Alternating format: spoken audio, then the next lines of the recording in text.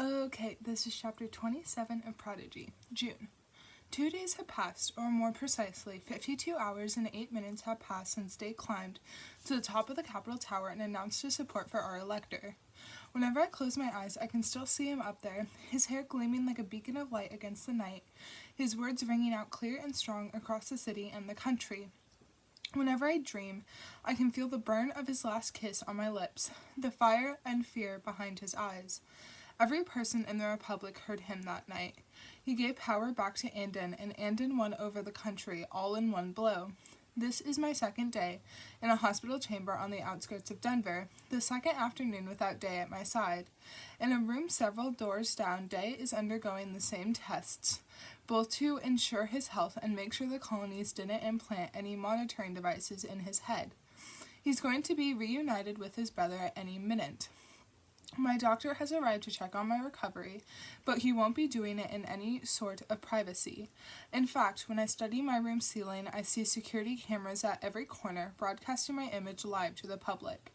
The Republic is afraid to give people even the slightest sense that Day and I aren't being taken care of. A monitor on the wall shows me Day's chamber. It is the only reason I agreed to be separated from him for this long. I wish I could talk to him. As soon as they stop running x-rays and sensors on me, I'm putting on a mic. "Good morning to you, Miss Icarus," my doctor says to me as nurses dot my skin with 6 sensors. I mumble a greeting in return, but my attention stays on the cam footage of Day talking to his own doctor.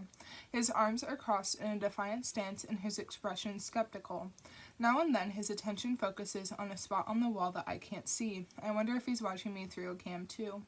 My doctor notices what's distracting me and wearily answers my question before I can ask it. "You'll see him soon, Miss Icarus, okay? I promise. Now you know the drill. Close your eyes and take a deep breath." I bite down my frustration and do as he says. Lights flicker behind my eyelids, and then a cold, tingly sensation runs through my brain and down my spine. They put a gel-like mask over my mouth and nose. I always have to tell myself not to panic during this sequence, to fight down the claustrophobia and feeling of drowning. "They're just testing me," I repeat quietly. "They're testing me for any remnants of colonies' brainwashing, for mental stability, for whether or not the elector, the Republic, can trust me fully. That's all." Hours go by. Finally it stops, and the doctor tells me I can open my eyes again. "Well done, Icarus," he says as he types something out on his notepad. "Your cough may linger, but I think you've survived the worst of your illness. You can stay longer if you'd like." He smiles at the exasperated frown on my face. "But if you'd prefer to be discharged to your new apartment, we can arrange that today as well. At any rate, the glorious elector is anxious to speak with you before you leave here." "How is Day?" I ask. It's difficult for me to keep the impatience out of my voice. "When can I see him?" The doctor frowns. "Didn't we just discuss this? Day will be released shortly after you. First, he'll need to see his brother." I study his face carefully. There's a reason the doctor hesitated just now. Something about Day's recovery. I can see the subtle twitch under the doctor's facial muscles. He knows something I don't. The doctor snaps me back to reality. He drops his notepad to his side, straightens, and plants an artificial smile on his face. "Well, that's all for today. Tomorrow we'll begin your formal interrogation back into the Republic." Integration. Oh my goodness, excuse me.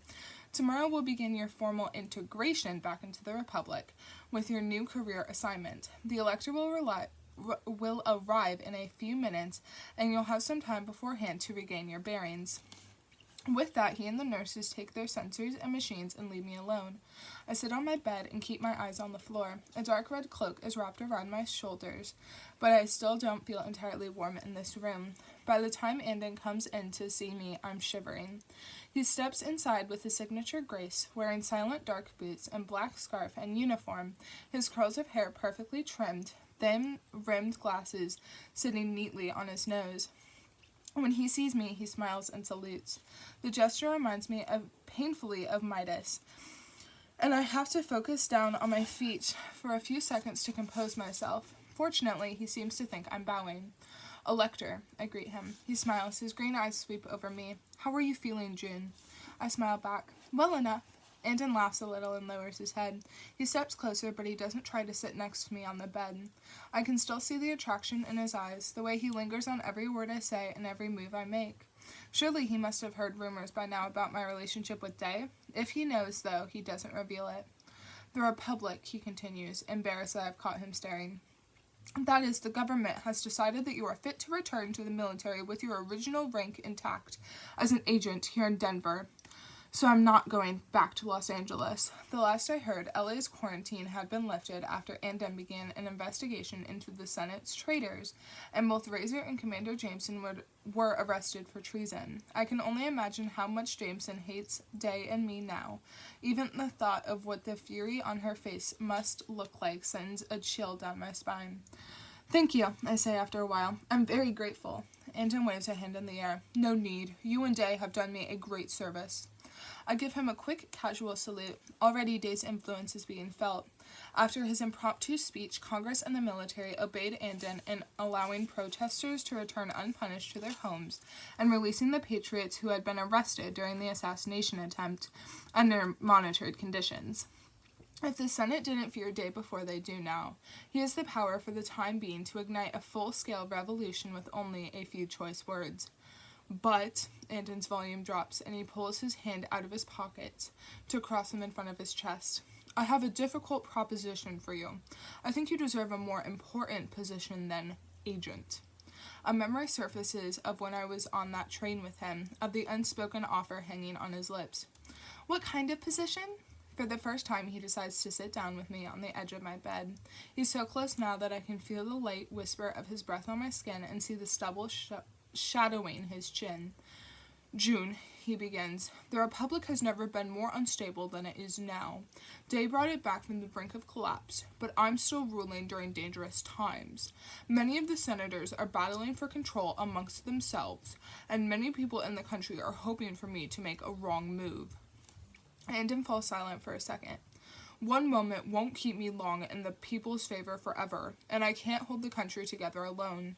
I know he's telling the truth. I can see the exhaustion in his face and the frustration that comes from being responsible for his country. When my father was a young elector, he and my mother ruled together, the elector and his princeps.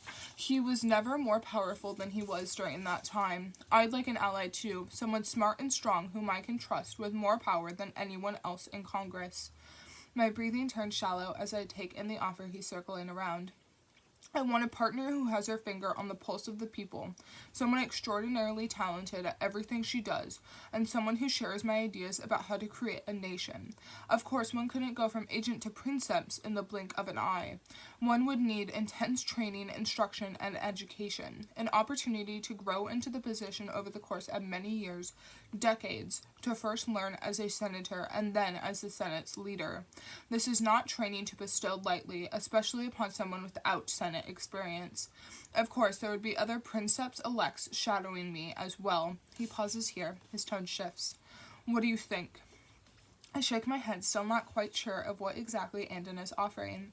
There's a chance to be the princeps, a position second only to the elector. I would spend almost every waking moment of my life in Andon's company, shadowing his every step for at least 10 years. I would never see Day. This offer makes the life I'd imagined with him waver unsteadily.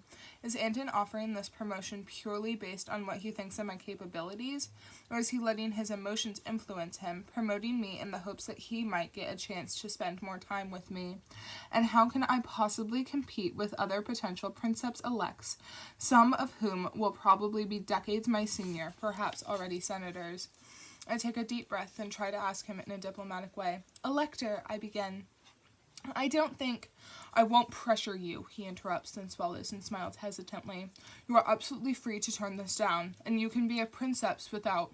Is Andon blushing? You don't have to, he says instead. I, the Republic, would only be grateful if you did. I don't know if I have that kind of talent, I say. You need someone so much better than I could ever be. Andon takes both of my hands in his.